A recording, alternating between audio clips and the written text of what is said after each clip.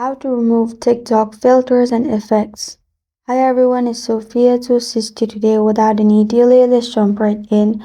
First, open TikTok. Go to your profile. You will find plus button on bottom. Simply click on plus button and you'll find this kind of screen pop up. On right side, you'll find pink tick button. Simply click on it, and if it's on, simply turn it off. Go to makeup and make sure there is none. After that, you again find three circles on right side. Make sure it's in none, which is circle option. And this is how to remove TikTok filters and effects.